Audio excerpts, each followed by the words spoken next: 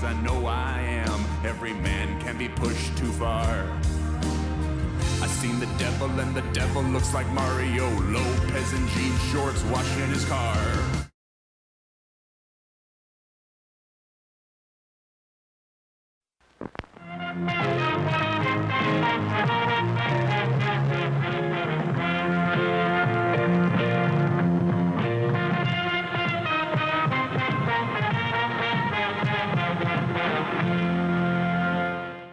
No matter how truthful you find yourself being with others, I think perhaps the easiest person in the world to lie to is yourself. When it comes to love, that is especially true. How many times have you told yourself that someone is the one for you, only to look back with the 20/20 vision that only hindsight can give, and laugh at how stupid you were? Sometimes you hit a wall and realize that, you know what? You deserve better. Whether or not you want to give those better things to yourself is left to your heart. And as we've discussed before, your heart is childish at best. And sometimes letting go of someone you love is the hardest thing you can do. Because dreams last for so long, even after they're gone. Hello to the brokenhearted and the heartbreakers alike, and welcome back to Heard It in a Love Song, your weekly history lesson on a song that left an impact on that bloody old heart of yours. My name is Richard Hunt, and this week we are taking a look at the 1996 single from a yodeling poet from the wilderness of Alaska, You Were Meant for Me by Jewel. You were meant for me, and I was meant for you. We start our story on May 24th, 1974, in Payson, Utah, about an hour outside of Salt Lake City. That is where and when we meet up with Attila Kuno Kilcher, better known as Ats, and Lenidra Kilcher, a couple who just welcomed their second child, Jewel, into the world. Not long after Jewel was born, Ats, Lenidra, and Shane, Jewel's older brother, moved 3,000 miles north to Anchorage, Alaska.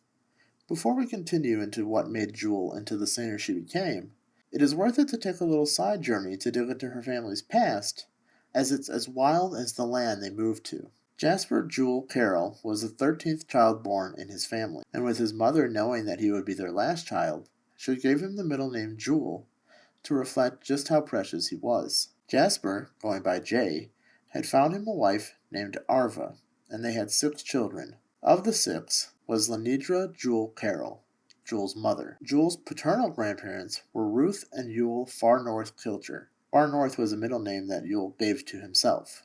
Now, Yule and Ruth were European immigrants, who by all intents and purposes lived a bohemian lifestyle. Coming from a group of fellow young idealists from various disciplines, painters, singers, filmmakers, philosophers, they were all determined to leave Europe before World War II.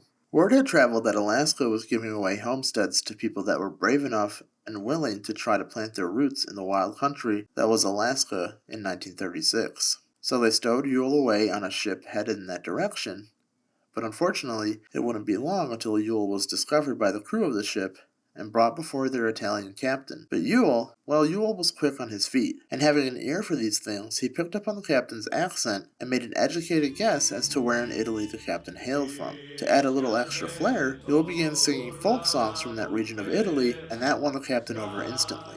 Eventually, Yule made it to the freedom of Alaska, and being the pioneer he was, he hiked over the hardened ice field with a ladder on his back. When he came to a crevasse in the ice, he would lay the ladder over it, walk across it, and return the ladder to his back and keep going. It took him over 2 years, but he finally arrived in Homer, Alaska, and secured a homestead free of charge, a gift from the government. He sent word to his comrades, telling them to come on over. He had found them a beautiful place, and they can create their heaven on earth.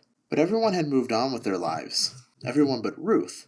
Ruth was an aspiring opera singer, and she decided to leave her dreams of singing, her loved ones, and everything she knew to marry a man she hardly knew, because she felt that if she was ever going to have children, they must be raised in a free country. With the war imminent, she left a modern Europe for a new and unsettled land to become a pioneer woman. No electricity, no water, no market, just mountains, and a fertile but unforgiving land. They would go on to have 8 children, all of which she taught to sing, and one of those children was Jewel's father, Ats. He was the 4th child and the eldest son, born in Switzerland while his parents were there visiting relatives. Atz's childhood was a mix of tremendously hard work and also creativity and freedom that his parents fostered, and living generally by the principles of philosopher Rudolf Steiner. Steiner believed that humans once participated more fully in the spiritual processes of the world through a dreamlike consciousness, but had since become restricted by their attachment to material things. The renewed perception of spiritual things required training the human consciousness to rise above attention to the matter. Now, Yule was hard on Atz. Childhood was extremely rough on him, whipping him with tools that he deemed Atz took too long to fetch for him, as well as mentally abusing him. A childhood worth of abuse that rolled into an adulthood of even more abuse by means of the Vietnam War. Yule never told Atz that he loved him until, of course, he was on his deathbed, a moment which saved Atz and for a while ended the cycle of abuse. Very rarely does a father as strict as Yule own up to his mistakes and apologize, and that's exactly what he did. Music is ultimately what saved Atz's life in Vietnam, and when returning from the war, finding a love for his wife's religion of Mormonism, he converted, and they were married in a Mormon church. At first they lived in a remote cabin at the head of Kachemak Bay, Alaska. They had their first child, Shane, in 1971, and his second son, Vance, was born in 1972. However, he passed away before his first birthday. Atz decided to pursue academics, and they moved to Utah, where he got his master's degree in social work at Brigham Young University, becoming the first college graduate in his family. And in 1974, Jewel was born. Not long after that, the family moved to Anchorage, where Atz worked with troubled youth. The family lived in an apartment to save up till they could afford a house, and in 1976 they did just that, with Jewel recalling her very first bedroom having pink shag carpet. Around this time, Jewel's parents began singing together, first doing dinner shows at hotels for tourists. Their act evolved into a variety show that consisted of some original songs, a segment where they showed a 16mm film that documented Atz's family pioneering and settling the state, and a few skits with him dressed as a sourdough, which was local vernacular for an original Alaskan settler, part gold miner, part hillbilly, part frontiersman, and Lenidra as a can-can saloon girl with a feather boa and long-curled rooster feathers in her hair. For the next few years, life for Jewel was pretty spectacular, really coming into her own as a singer and even learning to yodel to impress the locals that her father had sold tickets to see his family entertainment extravaganza. In the off-season, the family toured native villages, singing for Inuit people. The Kilcher family sang in village after village, with Jewel and Atz developing a bit where they would select random audience members to compete for a prize. Atz would teach them how to yodel on the spot, and then they would go head-to-head with a 6-year-old Jewel, and the winner got a bottle of wine. The trick being that they always let the audience member win. At this point, her music education was mostly homespun, composed of Atz's songwriting and the family singing. But while Jewel was learning to hone her craft, her familial unit was falling apart at the seams. In public, Atz and Lenidra were as happy as clams, but behind closed doors, their strained voices escalated to full-blown yelling, and when they were not fighting, they were going through the motions, completely disconnected from each other, hollow somehow, deeply withdrawn. There were hugs given to each other and to their children, but tension crackled like live wire until they announced their divorce when Jewel was 8. On stage, Jewel and her brothers learned the ins and outs of the music world, and off stage, they were in therapy to be rest assured that the divorce was not their fault. Atz took the kids and moved into a single room in the home of a family friend, and Lenidra locked herself away in their big empty house. Suddenly, Atz found himself a single father of 3, no wife to help. The newly broken up family moved into a one-room house behind Jewel's uncle Otto's machine shop. Jewel, remembering that the first instance of Atz's abuse took place there, saying in her memoir, Jewel, Never Broken, "The first time my dad hit me was in that house. It felt like suddenly my whole life was submerged and I was living underwater. All his values seemed to change overnight. His actions ran in stark contrast to the sober Mormon family man I knew, and went against every tenet of our faith. We went from being a happy, church-going Mormon family to being the estranged kids of an absent mother and a dad who was a drinking, smoking ladies' man."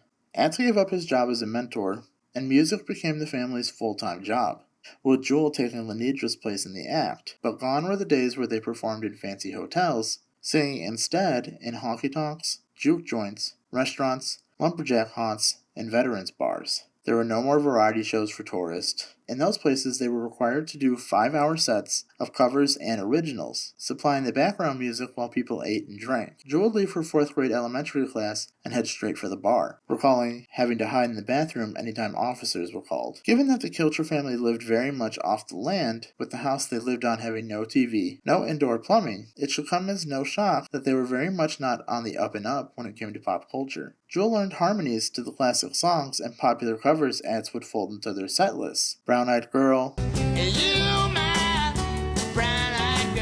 Heartbreak Hotel, Free Fallin',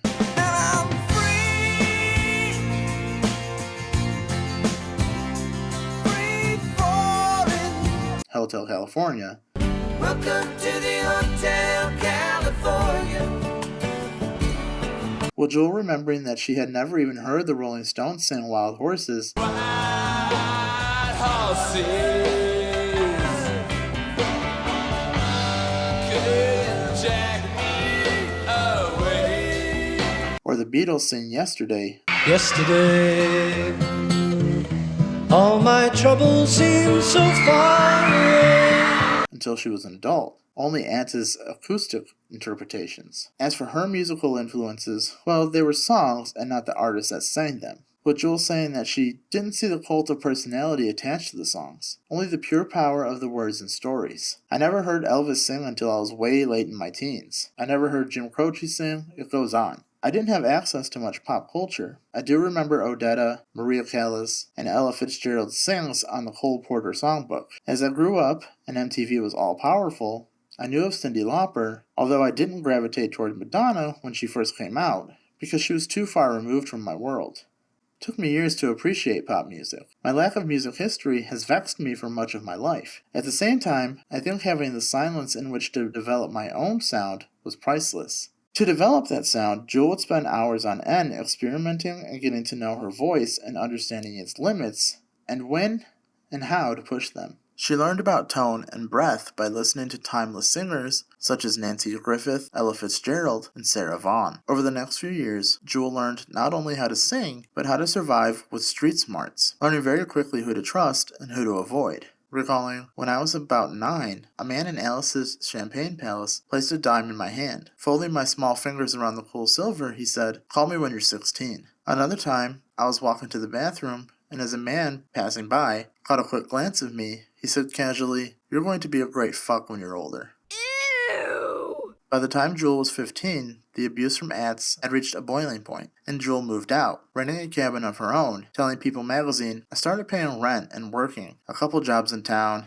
hitchhiking to work. It felt good. My dad and I had a difficult relationship, and I thought, I could live in a cabin by myself, or I can live in a cabin with a guy that isn't very nice to me. So why not just go live in a cabin by myself?" Eventually, Jewel would in fact reconnect with Atz after he got sober. The entire Kilcher clan is very well known in Alaska, being the focus of the Discovery Channel show, Alaska: The Last Frontier. After moving out, Jewel won a vocal scholarship to Interlochen, a private school in Michigan dedicated to the arts. And when she was 18, she moved to San Diego, California to live with her mother, and eventually branched out on her own, living in a small apartment and working nearby. Things fell apart when her boss at the time propositioned her for sex, and when she declined, he fired her, never giving her her last paycheck. So when it came time to pay rent, there was no rent money to pay, and she was evicted. So Jewel did what she could to stay afloat, and that was living in her VW van. Unfortunately, at the same time, she was afflicted by a kidney infection that nearly killed her. She had to drink at least 2 gallons of water a day, and it was this fact that later inspired her to found Project Clean Water. More than 1 billion people worldwide don't have access to clean, safe water. Hi, I'm Jewel, founder of Project Clean Water. This project is being generously supported by Virgin America and Richard Branson's not-for-profit foundation, Virgin Unite. When I was 18, I was homeless for about a year, and I had kidney problems and needed to drink purified water every day. Without money, it was a struggle, but I realized that that struggle was even greater in less wealthy parts of the world. I founded Project Clean Water to help those communities worldwide get the clean water they desperately need. Just go to the snacks section of Red and make a simple donation to Project Clean Water. Help those in need get the most essential commodity for survival. Clean water should be a given. This illness made it next to impossible to get a job, and just when she thought things couldn't get worse, her van was stolen. But still, Jewel persevered, playing local gigs at the Interchange Cafe and Java Joe's in San Diego. It didn't take long for a bootleg of recorded material from these clubs to make it to local radio, and from there, much to her surprise, record companies came a-calling. In an interview with Fox Business, she said, "The record labels didn't realize that I was homeless. A bootleg of mine ended up on the radio, and all these labels started coming down. It was like being Cinderella and the Pumpkin. I was offered $1 million signing bonus." A&R woman for Atlantic Records, named Jenny Price, remembers, "We saw Jewel and our mouths just dropped. She was this little wildflower that had so much raw talent, and she was in some kind of purple jumper, and she was yodeling. The next day I called my boss at Atlantic, and I said, 'We have to sign this girl.' It was so clear to me. They signed Jewel, and suddenly her life changed in a very dramatic way." To say that Jewel's debut album, Pieces of You, was a slow burn is a bit of an understatement. Jewel was signed to Atlantic Records in 1993, and for all of 1994, she recorded her debut effort. Much like Jewel herself, the album was recorded unconventionally. It was produced by Ben Keith, who has also produced works for such artists as Neil Young and Patsy Cline.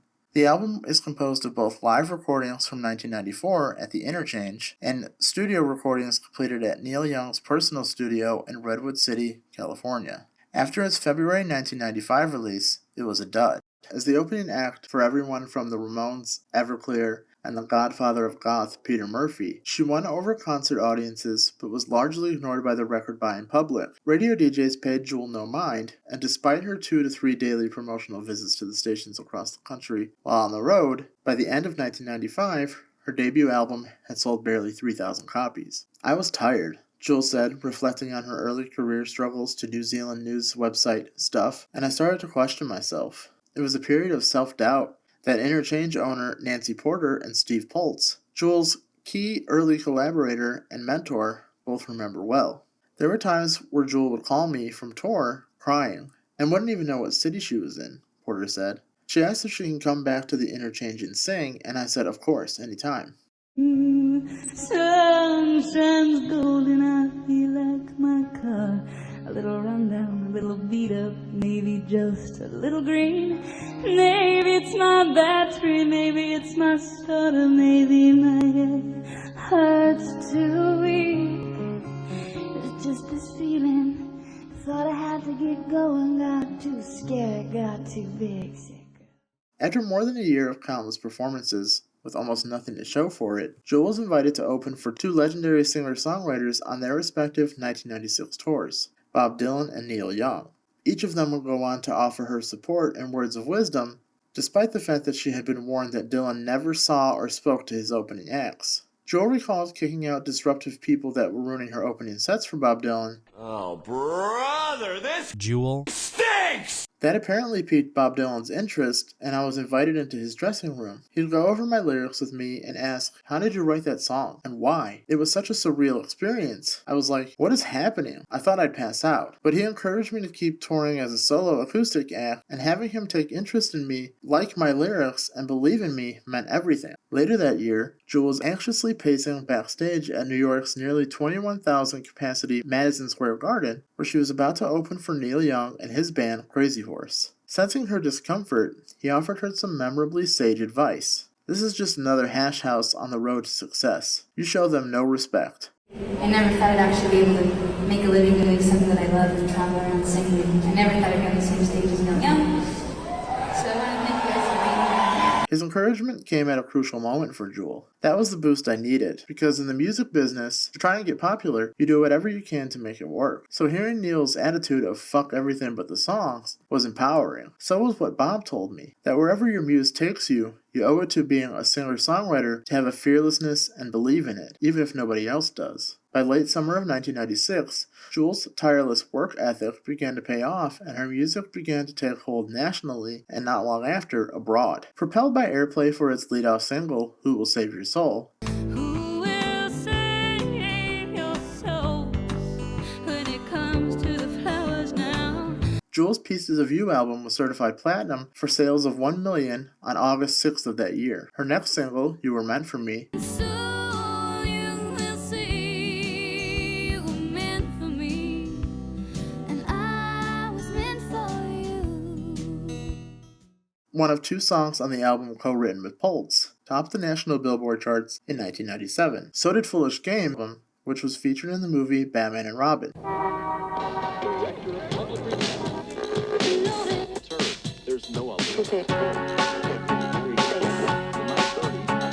Pieces of You peaked at number 4 on Billboard 200, and after 2 years, Jewel was an overnight success. She appeared on the cover of Time, Rolling Stone, and other magazines, and teamed with Mike Myers to present an award at the 1998 Grammys. I'm from Canada, she's from Alaska. We are Rhythm and Blues. Now, when I started this channel, I was dreaming of weird-ass stories behind our favorite love songs. And boy, did You Were Meant For Me deliver. Jewel and her boyfriend at the time, fellow musician Steve Poltz, were on a beach in Mexico when 3 federales walked in their direction. So, as one is wont to do, they asked the most pertinent question: where can we get a boat to go whale watching? The officers said they could hop a ride with them, and only when they were out on the ocean in a small skiff with 2 wooden benches did Jewel break the silence and ask them what they were doing around those parts. They revealed that they were on a hunt for drug smugglers, and it wasn't long after that the federales found their guys. This turned into a high-speed chase, with Jewel recalling to Entertainment Weekly they had life vests and automatic weapons, and they offered us each. I didn't want to, but Steve Poltz is Catholic, which means he is irresistibly drawn to anything that's wrong. So we ended up finding this huge rock over a hole, and we pushed the rock out of the way, and there were just thousands of pounds of marijuana. They were like, "There's going to be a party tonight. Do you want to come?" I didn't want anything to do with it. I was so convinced that we were going to end up framed or something. I was really paranoid. But we got this picture of Steve holding a kilo of marijuana and me holding an AR-15 with the federales. It was pretty funny. There were no shots fired, which was a relief. So we came back to shore and wrote several songs that day, one of which ended up being You Were Meant For Me. Steve Poltz would say to Entertainment Weekly, I would always come up with these sick, twisted ideas. She used to call it pulsarizing a song, which meant somebody would meet an early form of death or horrible accident, or something just bizarre would happen. When we wrote You Were Meant For Me, I kind of wanted to make it about a stalker who wouldn't give up. Like, you were meant for me, and you don't even fucking know it. But she was like, no, this song is good. We're not going to pulsarize this. She would rein me in, and I would try to rein her out, if that makes sense. I think it was a good combo. At a 2007 concert in Sydney, Poltz explained that at one point, the lyrics flew out of the car window when they were driving around Mexico. He went back to get it, but almost abandoned it. He would go on to start the Frasier Fair in 1998, which was his male response to the Lilith Fair, the outing taking its tongue-in-cheek name from Frasier, whose ex-wife is named Lilith. Toss salad! Jewel recorded the song 3 times before she found a version that made her and her record label happy. She told Billboard of the original version, "When I got my album in my hands for the first time, I sat down crying because I hated the way the song sounds so much. The choruses really bothered me, and to hear that it was going to be a single, it was like, no, that's my worst nightmare. I was appalled." Which honestly, I have to agree with her. That version is so weird and bad. It's like slow beyond belief and just lacks that certain something. I know that you love me, and so you will see. You're meant for me, and I was meant for you. I know you love me, and so you will see. You were meant for me, and I was meant for you.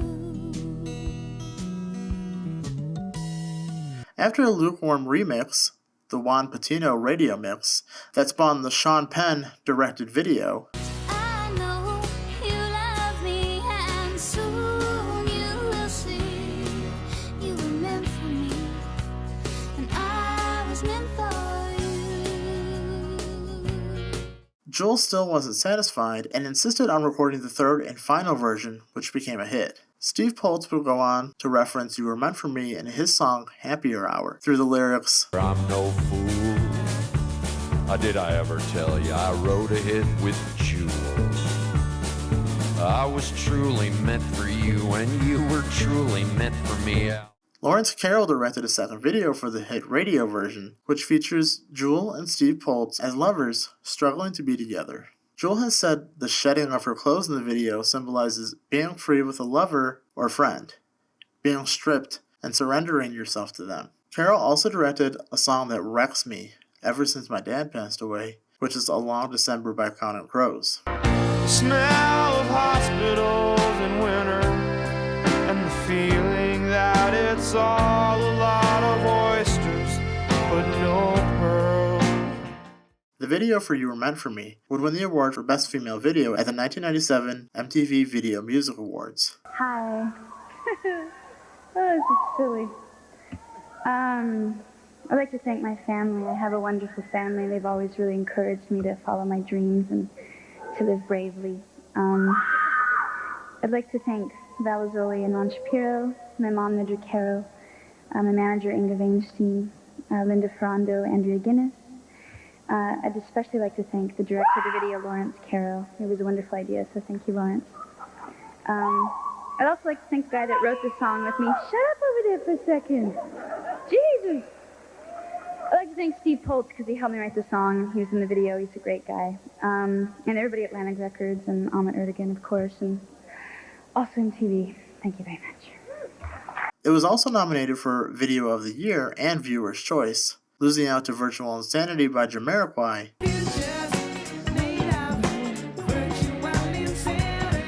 and Breathe by The Prodigy.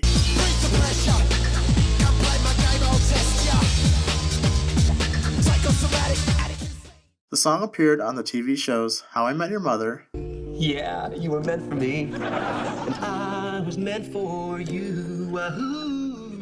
and for somehow a third week in a row of Office references, The Office. Jewel performed this, along with Who Will Save Your Soul, on a 1997 episode of Saturday Night Live hosted by John Goodman. The song was covered by Hong Kong singer Fiona Sit in April 2005. I know that you love me, and soon you will see you were meant for me, and I was meant for you. You Were Meant For Me comes in at a tempo of 114 beats per minute. God, I know exactly what it is about this song that does it for me. It's just how vulnerable it is. It takes a certain person in your life to let you so freely bare your soul, and it is an extremely relatable concept. We've all felt that we've belonged with someone, and it's a coin toss really. Sometimes it lands in your favor, and sometimes it doesn't. But you can't find love without trying. This week's love homework is a song I feel takes a bit of inspiration from You Were Meant For Me, and that is the equally heartbreaking Honeybee by Steam Powered Giraffe. Set me free, my honeybee.